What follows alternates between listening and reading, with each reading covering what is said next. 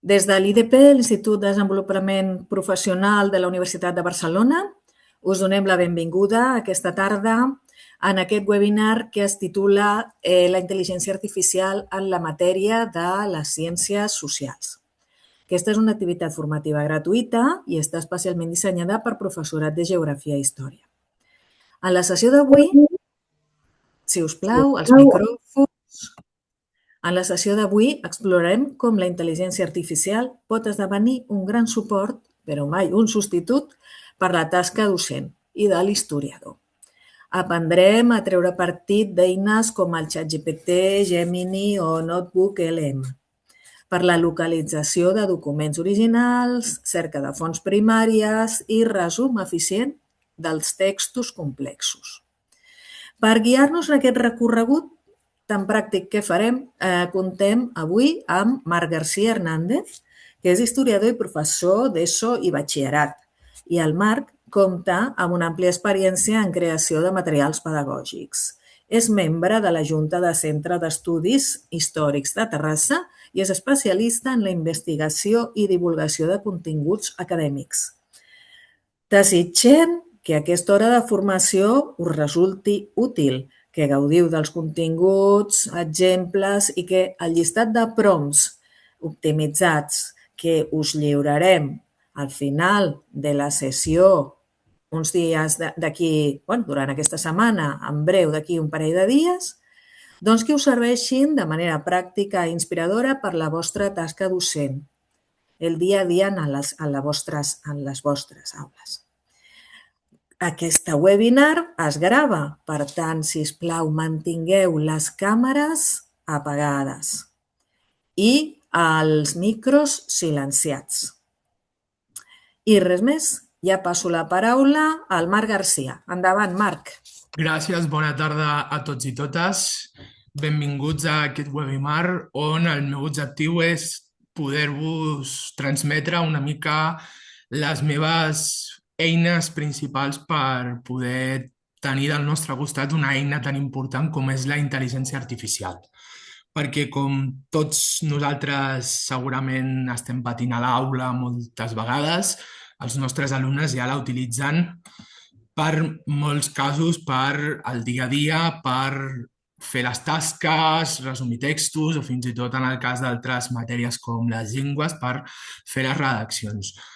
Una mica us comparteixo una petita presentació amb la que començarem, on l'objectiu és fer-vos una mica una explicació una mica teòrica i després ja passaríem a veure una sèrie d'exemples que ens poden ajudar sobretot a l'hora d'introduir-ho en qualsevol dels nivells que podem tenir, des del batxillerat, passant per els petits de l'ESO, per segon, per quart i fins i tot per tercer, malgrat que tercer, com sabem, tenim un currículum vinculat a la política i la geografia.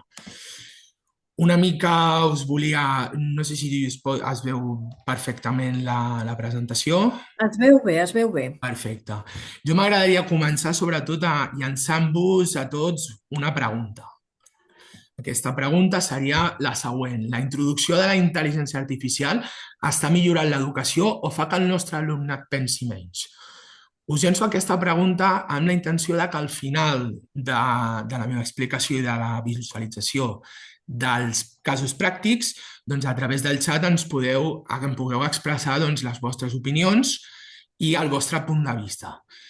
En el meu cas, jo m'agradaria centrar-me en l'ús en les ciències socials. Més en el meu cas, la divulgació em centro en la matèria a segon d'ESO i a primer i segon de batxillerat. Hem de tenir en compte que la intel·ligència artificial per nosaltres no ha de ser el nostre enemic a l'aula, sinó que s'ha de convertir en un ajudant per poder fer més amenes les classes, que segurament en molts dels que estem aquí presents, les nostres classes, com sabem, són molt teòriques, molt d'explicar, i moltes vegades volem innovar, volem fer un canvi on els alumnes vegin un altre punt de vista. Una mica per resumir-ho, la intel·ligència artificial, i us passo el meu punt de vista, ens dona uns enormes beneficis pel docent.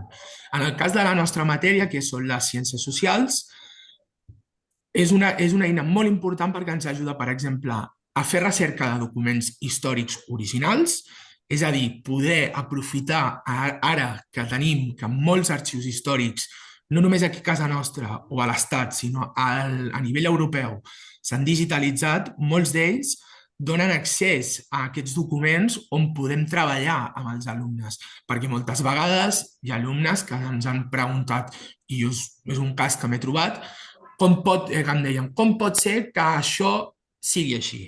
Moltes vegades això el que podem fer és, a través d'aquests documents, intentar ensenyar-los doncs, que hem conegut aquesta part de la història gràcies a que conservem aquests documents i sobretot ajudar-los a comprendre la importància de la feina que fan els arxivers, en aquest cas.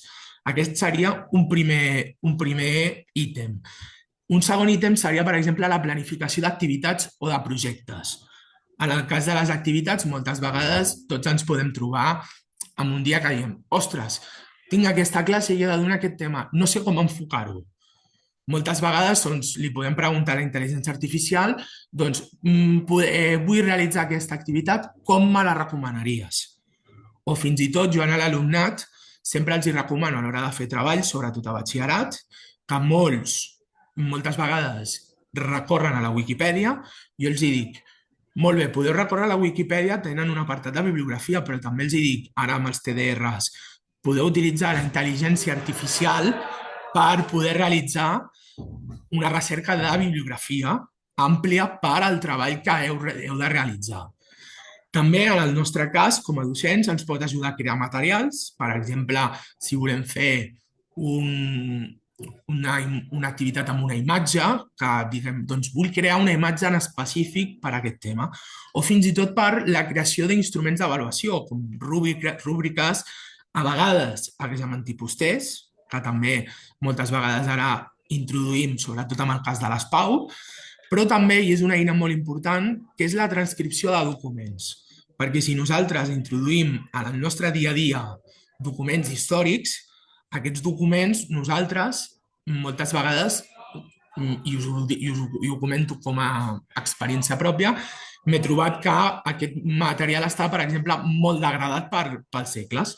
Moltes vegades la intel·ligència artificial ens pot ser d'ajuda a poder veure com és aquest document i què ens diu. I us he posat aquí uns exemples. Per exemple, podem accedir a documents des de, per exemple, amb aquest emblema que teniu aquí a mà esquerra, el famós projecte Manhattan de la bomba atòmica, on molts dels seus documents estan digitalitzats i es poden consultar.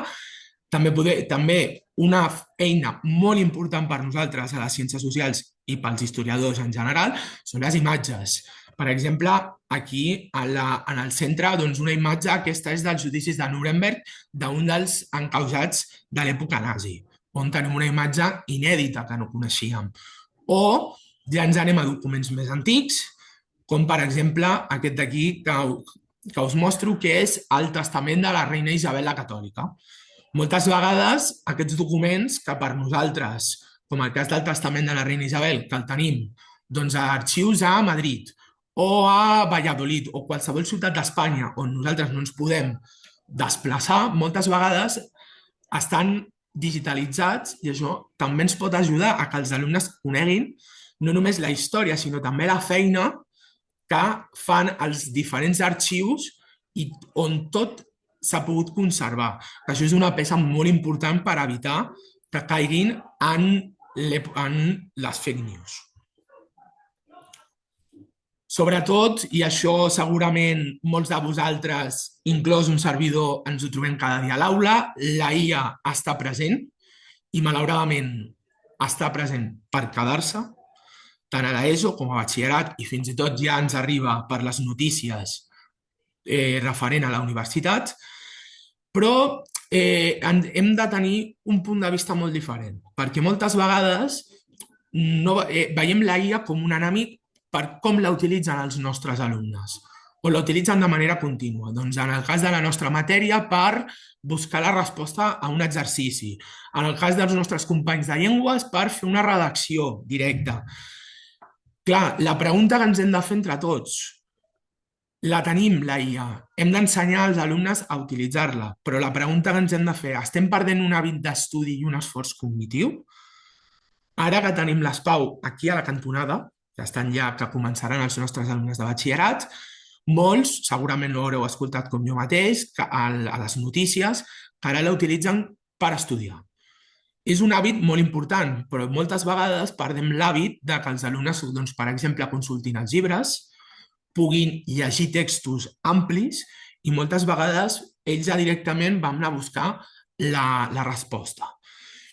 Jo un exemple que ara també us comentaré per si a molts us pot servir d'ajuda és intentar, per exemple, tornar a fer, per exemple, fitxes d'exercicis escrites, tornar a aquest art tan mil·lenari que és l'escriptura. Des del meu punt de vista, els nostres alumnes, i clar, molts de nosaltres tindrem opinions diferents, jo considero que molts dels nostres alumnes utilitzen la IA com una eina evasiva per les tasques acadèmiques. És a dir, com us he comentat, molts l'utilitzen ara que tenen els ordinadors a l'aula per poder buscar la resposta, molts fan la fotografia al document o la resolució de problemes. Això també jo m'he trobat amb els casos, i segurament també vosaltres, on l'alumnat ja directament no ens pregunta. Ja no recorreix al professor per preguntar, sinó ja directament ho busca tot amb la intel·ligència artificial. Però una cosa que nosaltres hem de fer arribar als nostres alumnes és que la intel·ligència artificial s'equivoca. Molts dels nostres alumnes copien el que els diu la intel·ligència artificial. I hem d'intentar que busquin en els llibres, encara malgrat que estem en aquest món educatiu digitalitzat, hem d'intentar que els nostres alumnes facin una recerca, tinguin aquests hàbits de buscar amb Google, on molts de nosaltres, fins i tot m'incloc jo mateix, de com feien abans de buscar en el cercador de Google, anar obrint 10, 20, 30 enllaços de Google buscant, o fins i tot intentar que agafin l'hàbit d'agafar un llibre, perquè moltes vegades ens podem trobar aquest cas. I és un àmbit que, sobretot, ens hauríem de preguntar nosaltres mateixos. Hem convertit aquesta eina en la forma més ràpida de que els nostres alumnes graduïn, tant a l'ESO com a batxillerat. Tots segurament, i ho haureu escoltat per les notícies, que sobretot avui amb les Pau que han començat a la resta de l'Estat i segurament molt a prop de les nostres aquí a Catalunya, on els nostres alumnes ja la utilitzen per tot. I la pregunta que ens hem de fer, que és una reflexió que jo sempre els faig als nostres alumnes, és: tu creus que això t'està ajudant? T'està donant un hàbit? Perquè a molts sempre, segurament, molts de vosaltres us ho haureu trobat a l'aula, sigueu de la matèria d'història o moltes vegades altres companys, on a vegades els alumnes els enxampes fàcilment perquè pots veure un escrit i potser trobes un concepte i dius: explica'm aquest concepte. I moltes vegades amb aquest hàbit els enxampem. Però sempre jo intento que els alumnes vegin que ha de ser un acompanyant, no han de perdre l'hàbit d'estudi, que és molt important, perquè molts alumnes ja ni estudien pels exàmens, i crec que en la nostra matèria, malgrat que som de fer llargues explicacions, per exemple, les causes de la Revolució Francesa, explicar la Guerra Mundial, explicar ara que tenim el conflicte Israel-Palestina, la política de Donald Trump, per exemple. Moltes vegades els nostres alumnes els tenim a l'aula que directament, en lloc de preguntar-nos a nosaltres o d'estar atents, desconnecten, i això fa que després hagin de recórrer a la IA.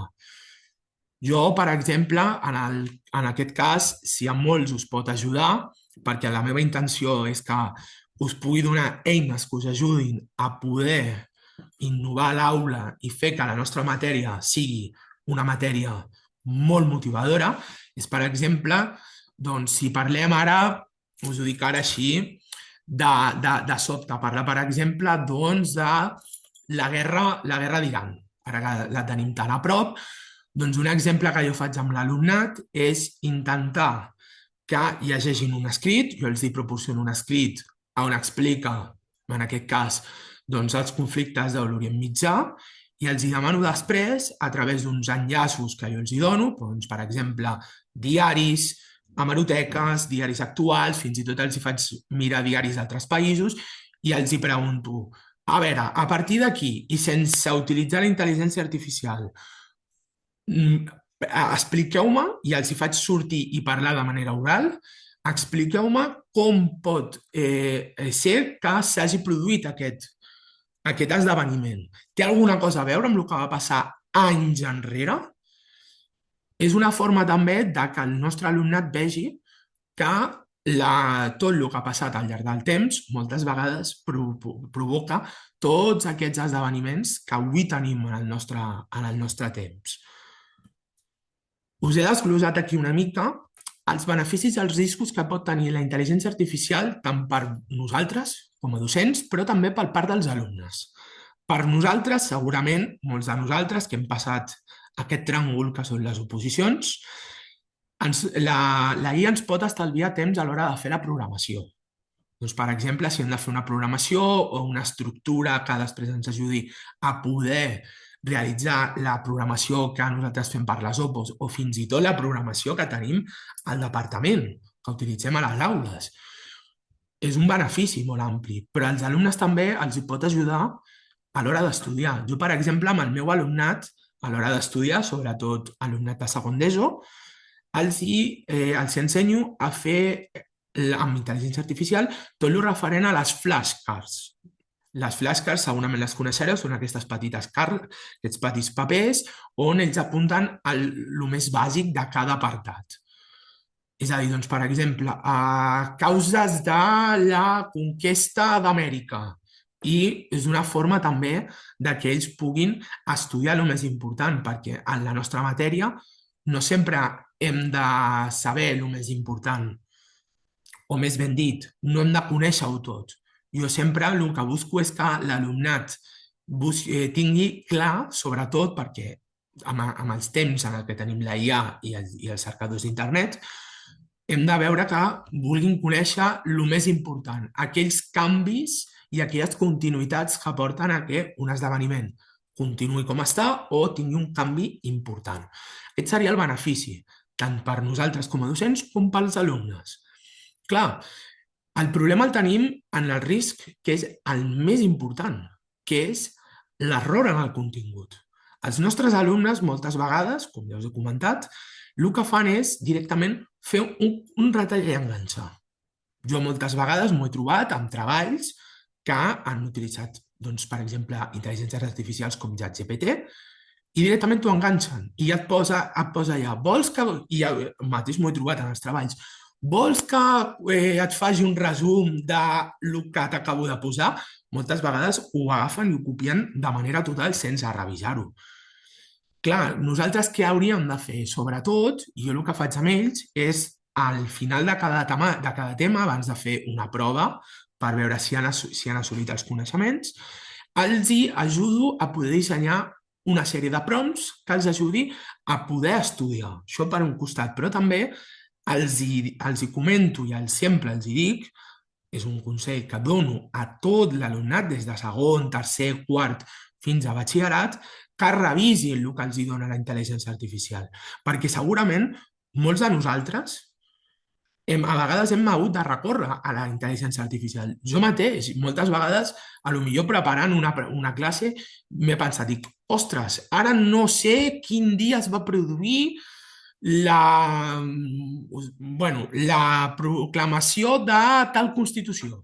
Doncs moltes vegades he recorregut a la intel·ligència artificial, però després intento verificar-ho. Això també és una cosa que hem de tenir molt en compte i que els nostres alumnes han de tenir molt present. Tindríem després un altre benefici, seria la generació d'activitats pel dia a dia de l'aula. Això ens pot ajudar moltíssim a l'hora de poder generar qualsevol activitat innovadora, l'estructura d'un projecte, I també pels alumnes és això que us he comentat, generació de materials, d'esquemes. Ells mateixos, com ara veurem, poden introduir els seus apunts, que els ajudi a fer doncs, esquemes, resums. Això pot ser una eina molt, molt important per estudiar. Clar, quin és el risc que ens podem trobar? Doncs la informació històrica incorrecta. Això, avui en dia, amb l'ascens de de l'extrema dreta, les fake news, moltes vegades els nostres alumnes veuen una data històrica i diuen és aquesta. I moltes vegades és una data que no pertoca. Clar, això també els hi hem d'ajudar a veure. A què han de buscar, han de fer-se la pregunta, serà correcta aquesta data? Vaig a revisar-ho. Això també ho hem de tenir molt present en el nostre cas. Un altre d'aquests beneficis és la transcripció de documents.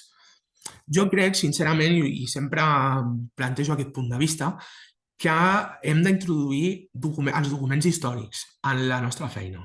Siguin documents a segon d'ESO, parlant de l'edat moderna i l'edat mitjana, si els tenim a l'abast, i en el cas de batxillerat i quart d'ESO, també, i fins i tot a tercer. A tercer ens pot ajudar, per exemple, a treballar doncs, les lleis de diferents països. Jo, per exemple, utilitzo la intel·ligència artificial amb l'alumnat de tercer d'ESO, on fem cerca de les constitucions de la resta dels nostres veïns, països de la Unió Europea, Portugal, Itàlia, França, Països Baixos, i busquem la Constitució i treballem la comparació dels diferents sistemes, les diferents monarquies, repúbliques, quin és el nivell de vida. Ens ajuda molt a poder veure els documents d'un altre país, perquè nosaltres no sempre tenim a les llibreries o a l'abast doncs, constitucions dels nostres països veïns.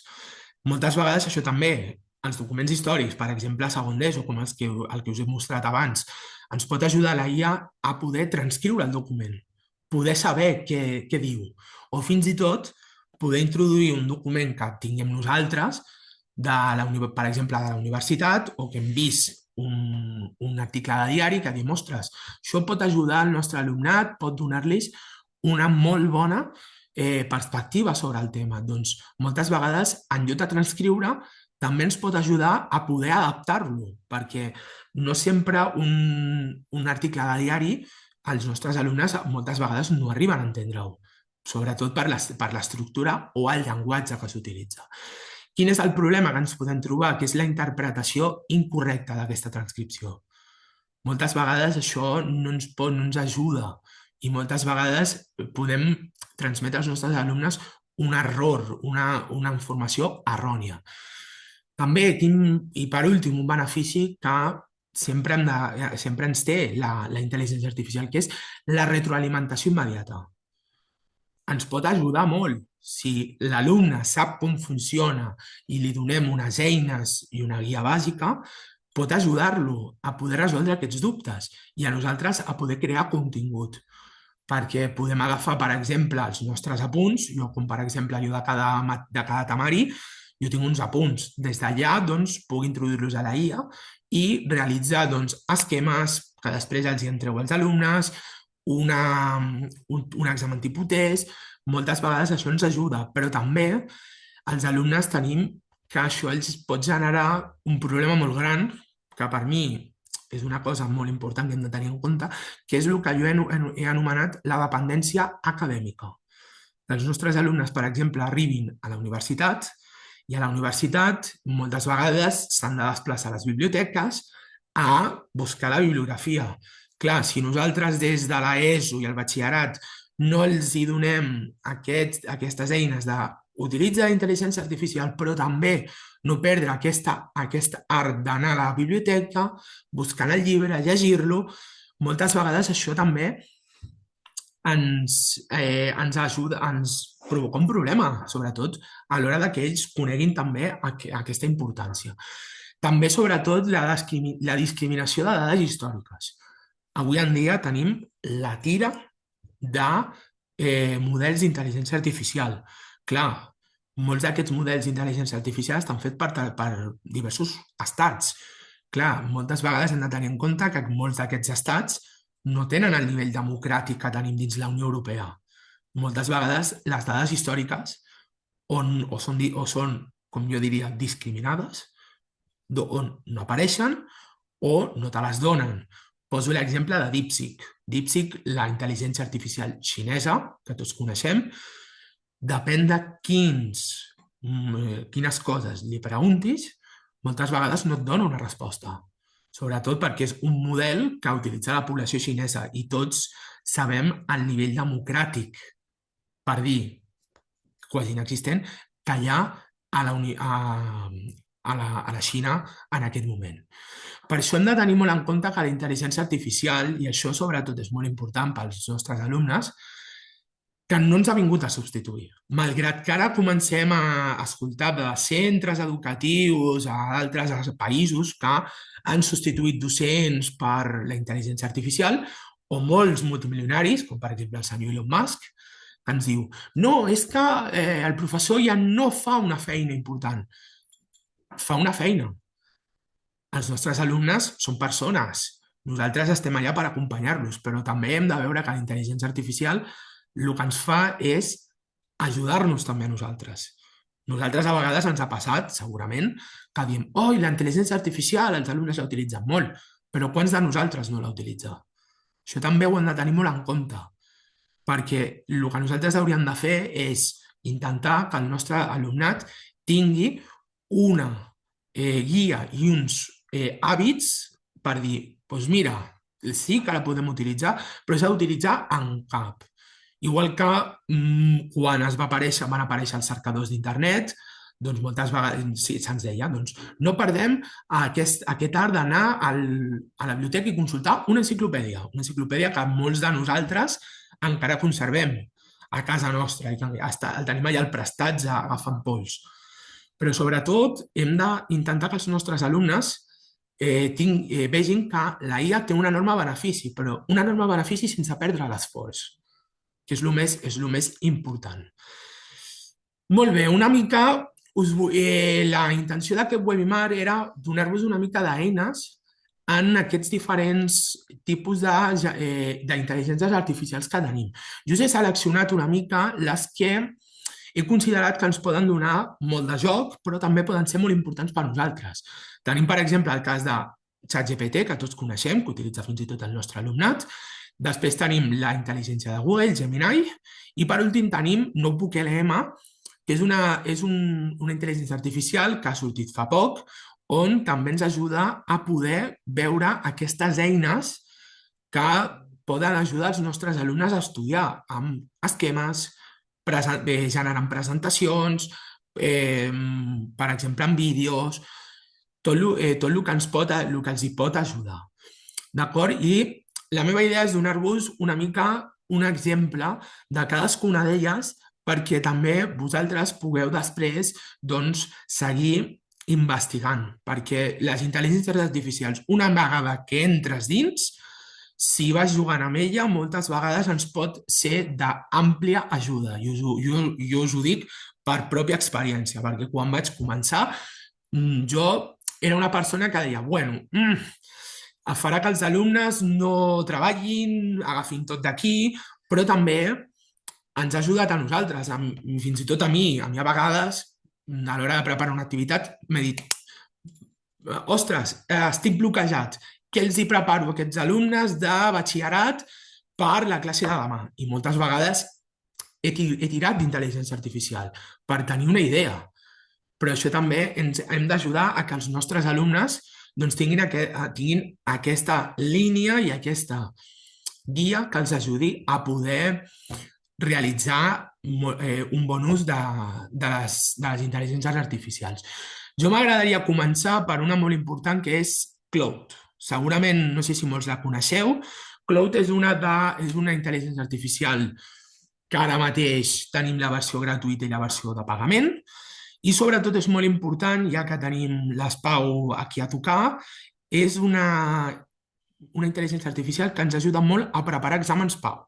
Ara que hem tingut aquesta època de canvi dels exàmens, doncs les PAU s'han fet molt diferents i ara costa molt preparar un examen i moltes vegades utilitzem aquests exàmens per preparar els nostres alumnes a l'hora de fer un examen parcial a l'aula, que comencin a agafar l'hàbit. Doncs amb aquesta intel·ligència artificial, perdoneu, és que em picava el nas. Amb aquesta intel·ligència artificial ens pot ajudar sobretot a preparar un examen. I us volia mostrar un exemple. Per poder, abans d'introduir-nos al PROM, sempre hem d'introduir el document.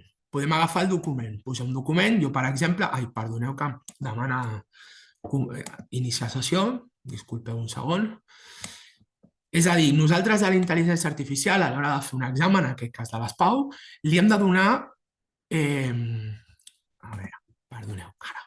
Li hem de donar un exemple. Moltes vegades no li podem dir, doncs fem-me un examen tipus PAU. Moltes vegades la intel·ligència artificial es pot confondre.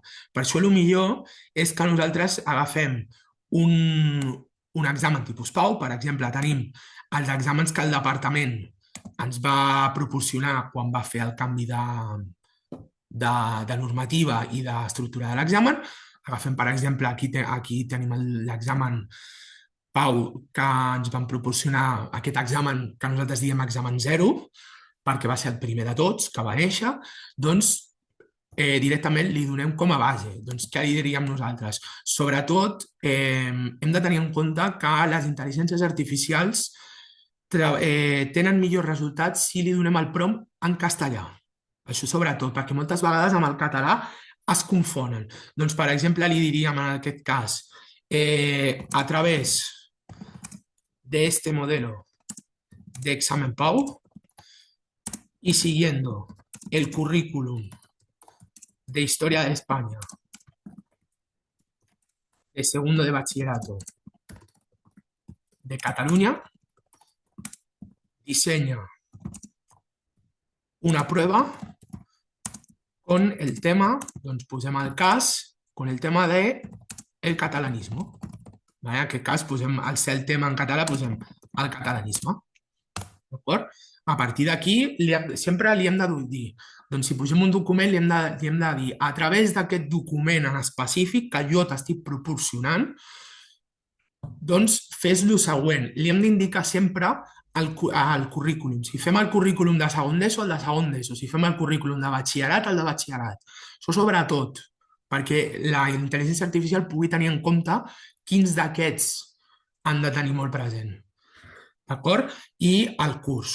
Doncs anem a partir d'aquí ja comença a fer l'examen i doncs tenim aquí, a partir d'aquí ja ens genera les preguntes. Veig que va fent sobretot, ens introdueix tant unes fonts com unes preguntes. D'acord? En aquest cas tenim el primer examen, que com tots sabem és l'anàlisi crític de les fonts, i en aquest cas ens proporciona les preguntes. D'acord? A partir d'aquí, nosaltres després li podem destacar. Doncs generem les fonts corresponents. D'acord? Moltes vegades ja tenim per aquí, ens posa l'examen tipus test i sempre ens proporciona a vegades els criteris de l'examen. Moltes vegades ens dona aquests criteris. Què hem de tenir molt en compte? Hem de tenir molt en compte de rellegir-nos el document, perquè moltes vegades s'ha pogut equivocar. Llavors, a partir d'aquí, nosaltres podem demanar a la intel·ligència artificial, mira, tinc aquest fragment, o podem agafar un fragment adaptat que nosaltres tinguem al nostre abast. Nosaltres encara tenim els llibres de text de les diverses editorials que hem utilitzat nosaltres com a alumnes o que encara tenim al centre. Moltes vegades podem dir, mira, en la primera pregunta em demana un fragment adaptat de les bases de Manresa. Jo, en aquest cas, per exemple, agafaria del llibre que jo tinc com a base per poder desenvolupar el temari, doncs hi ha un fragment, en aquest cas el llibre de Vicenç Vives, ens proporciona un fragment sobre les bases de Manresa. Doncs ja el podríem reutilitzar. Però si no, nosaltres li podríem dir, doncs, en el ejercicio 1, proporcioname las fuentes que mencionas en las preguntas. És a dir, a partir d'aquí, nosaltres li podríem dir, doncs, dona'ns aquests fragments. D'acord? I ja directament, perdoneu, que ens demana sempre us sortirà, que demanarà les actualitzacions. Vale, doncs malauradament ens demana tenir la versió Pro. Moltes vegades ens pot passar això, que també ens hem d'estructurar-nos nosaltres a com tenim accés a les intel·ligències artificials, perquè no sempre pagarem per aquestes IAs. Llavors, en aquest cas, doncs, podem recórrer a una altra intel·ligència artificial. Tant ChatGPT com Gemini també ens pot proporcionar fonts, com ara us mostraré. Però sobretot, jo el que us volia mostrar amb Claude és com ens pot generar aquests exàmens de pau, que són molt importants. Abans, amb l'antic examen, doncs teníem un munt de models. Avui, malauradament, amb el nou examen encara no tenim aquesta base de dades enorme. Llavors, doncs, ens pot ser d'ajuda per poder realitzar aquest examen. En el cas dels documents originals, que he fet molt d'èmfasi, en aquest cas sí que hem de tenir en compte que és ChatGPT, la més important, perquè té al ser una plataforma ja més afincada als Estats Units, té més amplitud. Al ser la primera que va néixer, doncs té més amplitud. Jo en aquest cas em volia centrar en una època molt important, ja que estem en època de les guerres i que s'ha parlat molt del concepte de crims de guerra. En el cas de Gaza, Líban i tots els conflictes que hem tingut, incloent Ucraïna. Doncs, per exemple, jo en el meu cas us poso un exemple que he realitzat fa pocs dies, on amb els meus alumnes de primer de batxillerat hem treballat els judicis de Nuremberg. Ara, per exemple, hem treballat en documents originals, com us mostraré, i hem finalitzat veient la pel·lícula que ha sortit ara al cinema, la pel·lícula de Nuremberg, que és una pel·lícula que de veritat us recomano, perquè és una pel·lícula que històricament no té cap error, això sobretot, i moltes vegades segurament coincidireu amb mi, que moltes vegades les pel·lícules tenen algun que altre error històric. En el cas dels judicis de Nuremberg, doncs ja nosaltres, per poder buscar un document original, doncs ja ens hauríem de donar-li un prompt més complex. Doncs ja li diríem, en aquest cas també ha de ser en castellà perquè pugui tenir una visió més àmplia. Doncs, eres un historiador experto en los juicios de Nuremberg. Sempre li hem de donar en què és expert, perquè això també ens ajuda a poder acotar la pròpia recerca. Por ejemplo, eres un historiador experto en los juicios de Nuremberg y con mis alumnos de primero de bachillerato estamos trabajando el juicio. I ja doncs, li demanem el que vol. Sempre hem de tenir-ho present d'aquesta manera. Hem de centrar la recerca i, per últim, demanar allò que volem. Doncs, per exemple, me podries proporcionar el documento original de la acusación contra los líderes nazis. És a dir, a partir d'aquí ja li estem donant allò que ha de buscar exactament. Ara, en aquest cas, li donem. Pot trigar a vegades una mica perquè ha de revisar un gran número de recerques. D'acord? Doncs, per exemple, ja ens dona tota una sèrie d'enllaços on ens parla doncs, del Tribunal Penal Militar.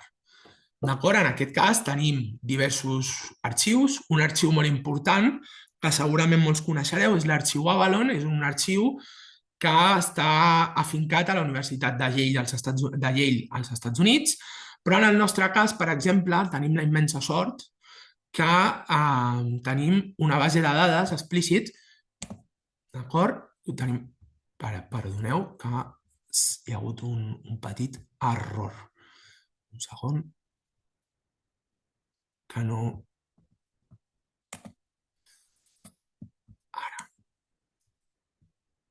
Ai, perdoneu, disculpeu, és que tinc la barra de dalt. Ara, la gravació, disculpeu, ara. D'acord? Moltes vegades ens podem trobar, doncs, el document, ens pot proporcionar el document, moltes vegades el preàmbul, d'acord? Ens dona una idea. Nosaltres, per exemple, ens pot donar una idea de com està estructurat i fins i tot ens pot donar una suggerència didàctica. En aquest cas, ens proporciona diverses fonts, però en el nostre cas és una font que jo crec que per tots serà una font molt important, que és la font que, en aquest cas, jo tinc aquí ja preparada, que també ens donen, que és aquesta d'aquí, que és el projecte Nuremberg de la Universitat de Yale. Aquest projecte és un projecte que la universitat ha realitzat on ha pogut ficar en una base de dades sencera tota la documentació del judici de Nuremberg, és a dir, des dels escrits d'acusació de la Fiscalia nord-americana, britànica i soviètica fins a l'acusació general contra metges, organitzacions de l'època de la Segona Guerra Mundial. En aquest cas, jo us poso un exemple, d'acord, que veig que aquí no ens el donen, però li podem dir, doncs, dame un ejemplo con la base de datos de la Universitat de Harvard, que és aquesta que jo he obert aquí al costat, perquè veieu també que a vegades també ens ho donen de diferent manera, d'acord? Si busqueu, si li especifiqueu, moltes vegades, a mi no m'ha sortit perquè ja, com ja ho he utilitzat, moltes vegades doncs, buscar una altra font, que això també us ho podeu trobar, que pugui tenir una altra font, d'acord? Doncs, per exemple, ens ve cap aquí. Si li donem, per exemple, jo tinc aquí una recerca d'un dels acusats nazis i ja tenim doncs, el document. En aquest cas, ens dona l'acusació del tribunal. Si entrem, doncs ens anem a visualitzar la imatge i ens dona accés, si ens vol donar accés, perquè veiem que avui no vol treballar el document, ara. Doncs aquí ens dona accés al document original, en aquest cas, és la transcripció de la Fiscalia dels Estats Units i del Tribunal Penal Internacional, on ens està descrivint l'acusació contra tots aquests líders nazis que l'any 45 es van poder jutjar. Si voleu buscar, per exemple, imatges del judici, transcripcions, documents de l'acusació per separats, aquesta és una base de dades molt important, aquí ho tenim tot. I és una base de dades que jo us recomano moltíssim quan parlem sobre aquest tema, que tingueu sempre present, perquè ens pot ajudar que l'alumne vegi que de la Segona Guerra Mundial no tot està en els llibres que tenim ara, els manuals d'història, sinó que també ho tenim amb la informació original de l'època. Una altra d'aquestes intel·ligències artificials, que segurament és la més coneguda, és Gemini.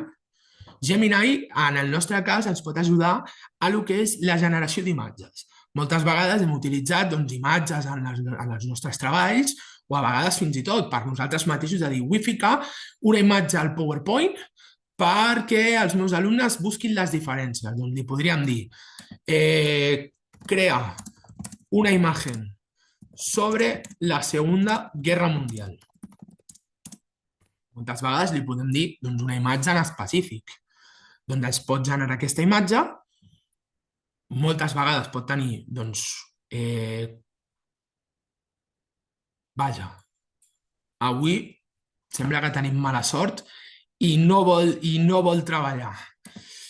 Si em disculpeu, us ho ensenyo per aquí, que ja tenia, per evitar aquests casos, tenia preparada una imatge. Per exemple, ens pot generar la següent imatge. Imatges d'aquesta manera que ens poden ajudar a que l'alumne digui, vale, anem a començar per aquí. Què veus en aquestes imatges? Doncs veig un soldat, en aquest cas podem identificar que són soldats nord-americans i podem arribar a la conclusió que és un poble francès, perquè, si us fixeu, darrere del tanc tenim una boulangerie francesa.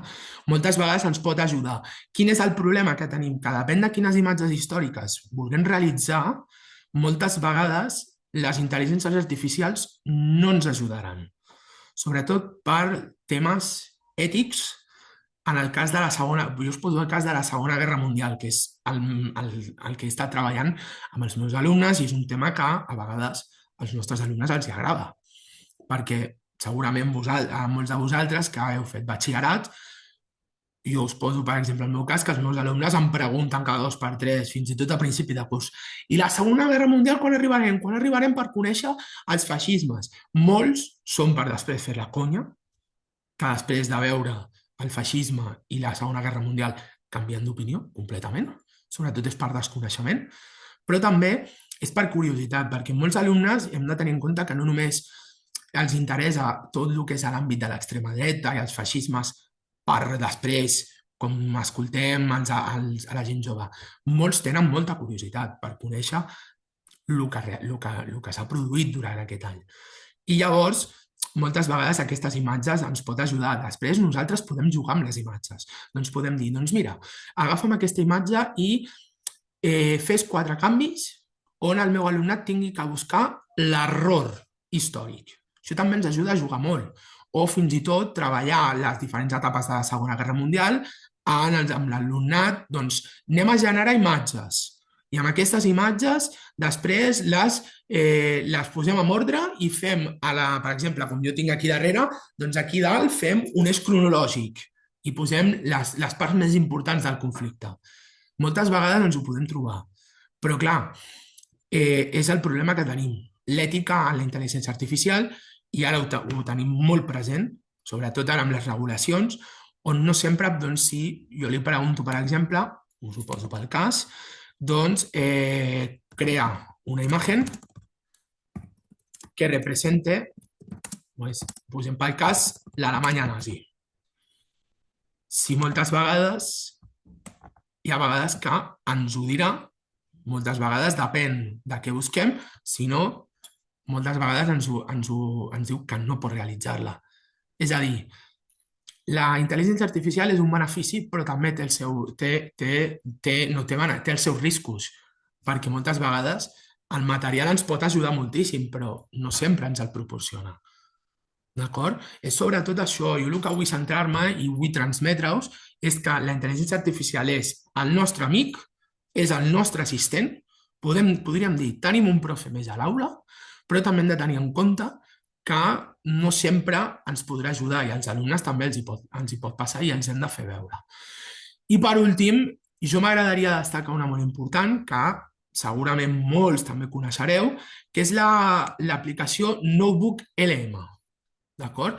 En aquest cas, la Notebook LM és una eina que ens pot ajudar en el cas de poder crear materials. Això també és molt important també pels nostres alumnes. Jo, per exemple, en el cas dels alumnes, jo sempre els dic que afegeixin una font. D'acord? Doncs pot ser un vídeo, pot ser un full de punts, pot ser un esquema. Jo en aquest cas ja us ho he preparat aquí perquè hem de tenir en compte, sobretot, que Notebook LM triga molt. No és com ChatGPT, Claude o qualsevol de les intel·ligències artificials que tenim al nostre abast, que li fem la pregunta, li donem a Enter i als 2 segons ho tenim, sinó que en aquest cas Notebook LM triga més encara. Si jo, per exemple, li donem a afegeix una font, jo, per exemple, li he afegit aquí, que ja ho he fet davant mà perquè ho pugueu veure, per exemple, li he afegit sobre el Palau de Buckingham a Londres. I ja que hem estat treballant amb els meus alumnes la Segona Guerra Mundial, també ens hem preguntat, ostres, i els bombardejos alemanys van afectar al Palau de Buckingham? Van atacar la corona britànica? O només van bombardejar la ciutat?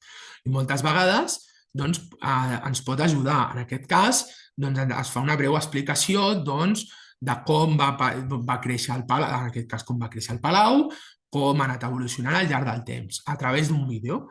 Vosaltres els podeu recomanar als vostres alumnes o fins i tot per vosaltres mateixos, doncs pots agafar un vídeo. Si tenim uns apunts, també pot ajudar moltíssim. I per això és la que jo recomano sempre als meus alumnes, la Notebook LM, perquè ens pot ajudar, doncs, per exemple, si jo agafo aquest vídeo que he posat aquí, m'ha donat una breu explicació del vídeo, que és un vídeo que dura, doncs, 16 minuts. Jo, per exemple, me'n vaig aquí i tinc la part de notebook LM que rep el nom d'estudi.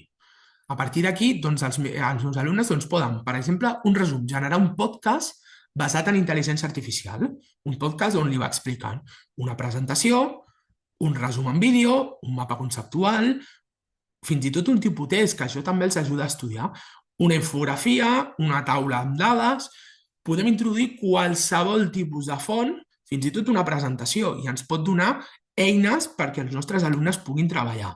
Jo, per exemple, us mostro aquí, doncs, en aquest cas, una presentació que ens ha generat. Doncs ens ha generat, per exemple, l'evolució per capes de la construcció de Buckingham i ens ha anat explicant doncs, una mica com va anar passant al palau, ens genera imatges que moltes vegades després ens pot ajudar, però també hem de tenir en compte, les hem de revisar de dalt a baix. Després nosaltres les podem canviar i fins i tot hi ha qui ens ho diu, revisar. I podem veure doncs, els diferents canvis, doncs, en aquest cas, doncs, per exemple, ens parla aquí l'època victoriana, de quan es va introduir doncs, l'electricitat, de com abans només es podien escalfar les habitacions amb fum, per exemple, sinó que ens va donant doncs, una mica tots aquests elements de la història, per exemple, en aquest cas de l'edifici. Això és molt important perquè ens pot ajudar també a que els alumnes vegin doncs, com ha canviat un edifici a nivell d'arquitectura o de simbolisme. D'acord? És una mica el que vull que pugueu veure i jo espero de veritat que aquestes eines us puguin ajudar en el vostre dia a dia i sobretot poder transmetre als vostres alumnes com podem fer que aquestes activitats, aquestes eines ens ajudin no només a nosaltres, sinó també a ells. Molt bé, en aquesta última part, en aquests últims 5 minuts que ens queden, jo us volia demanar, si us plau, en uns 2 minutets, si em podíeu, en el xat que teniu d'aquest webinar, una petita resposta per part vostra, una petita reflexió darrere una frase dues, com cadascú com vulgui, sobre la pregunta que teniu aquí. La introducció de la intel·ligència artificial està millorant l'educació o fa que que el nostre alumnat pensi menys? D'acord? Us deixem 2 minutets, d'acord? I us vaig llegint en el xat i us dono una petita reflexió per part meva i finalitzarem, d'acord? Doncs vinga, us vaig llegint al xat.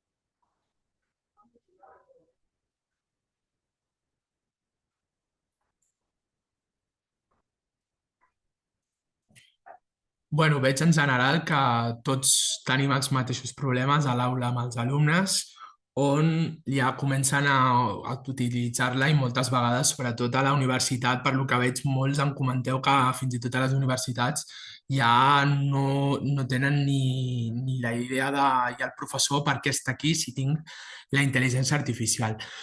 Sobretot és això, i amb això m'agradaria concloure, que jo crec que la nostra funció és que a cada matèria els hem d'ensenyar. Ensenyar a com utilitzar-la, a poder treure profit, però també a dir-los que han de seguir estudiant. És una eina que ens pot ajudar en el nostre dia a dia, però encara fem un mal ús d'ella. Fins i tot nosaltres. Nosaltres, per exemple, també no hem d'abandonar l'esforç com a docents a l'hora de preparar. Sí que, per exemple, ens pot donar una idea si estem molt perduts, una estructura, doncs, per exemple, en una situació d'aprenentatge. Doncs com la puc estructurar? Això ens pot ajudar, però no hem de perdre nosaltres tampoc l'esforç i l'estudi, perquè com a docents ens hem de seguir formant, hem de seguir doncs, millorant en la nostra matèria. D'acord? Jo més o menys veig que molts teniu doncs, opinions diferents, que això és una molt bona notícia per la nostra branca, perquè hem d'intentar, sobretot, tenir diferents opinions i ajudar-nos entre nosaltres, d'acord? Veig que ja són les 6. Bueno, donar-vos a tots les gràcies. Espero que hagi estat d'ajuda per molts de vosaltres amb aquest webinar. Us desitjo a tots un bon final de curs i, bueno, doncs moltíssimes gràcies. Passo la paraula a la Mercedes. Sí, moltes gràcies, Marc. Ha estat superinteressant. Deixa'm fer-te una pregunta que m'ha quedat... li he de preguntar. En el cas de l'eina Clot, sempre s'ha de fer la pregunta en castellà, no li podem fer en català? Moltes vegades jo ho he intentat en català i moltes vegades surt una resposta una mica esbiaixada. Perquè, clar, ha de buscar la informació i la pròpia intel·ligència artificial després l'ha de traduir. Moltes vegades és millor, jo ho recomano, clar, ja cadascú és lliure d'utilitzar-la com vulgui, però sempre és millor buscar-lo en castellà perquè la recerca és més concreta. Tu ja després us pots dir, doncs mira, aquest examen, si us plau, tradueix-me'l al català. Sobretot és una cosa que jo m'agradaria fer èmfasi per tancar, que és que la recerca sempre ha de ser en castellà, perquè això ajuda també a fer una recerca més àmplia. D'acord, això en el cas de Clot, perquè el que és Gemini i Notebook LM ho podem fer en català Sí, no hi ha cap problema. sense Pot fer en problemes. català. Molt bé, és un dubte que m'havia quedat i que això ho he de preguntar abans que s'acabi. Ara sí que hem arribat al final del nostre temps i no marxa sense donar-te les gràcies, evidentment, Marc. Espero que en el futur ens puguis fer més formacions per l'IDP en aquest sentit i també donar les gràcies a totes les persones que s'han connectat. Hi ha una persona que diu que no s'escolta. No se m'escolta? No s'escolta, crec que vol dir. Jo no sé si els altres m'escolteu. Sí, tot ok? Diuen, bé, em quedo tranquil·la, d'acord? Perfecte. Molt bé. Doncs ho sento, Iolanda, no sé què et deu passar, que no ens pots sentir, sap greu. Però, bueno, moltíssimes gràcies per haver assistit.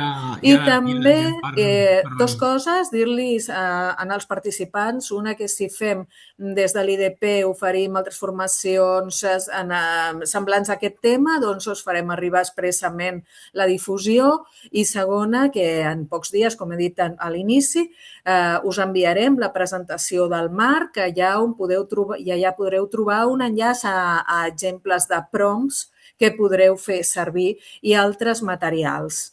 I també us enviarem un enllaç de la gravació d'aquest webinar per si el voleu enviar a alguna altra persona o voleu rescatar alguna informació que s'ha donat. D'acord? Moltes gràcies, no us entretinc més i que acabeu de passar una bona tarda. Moltes gràcies a tots.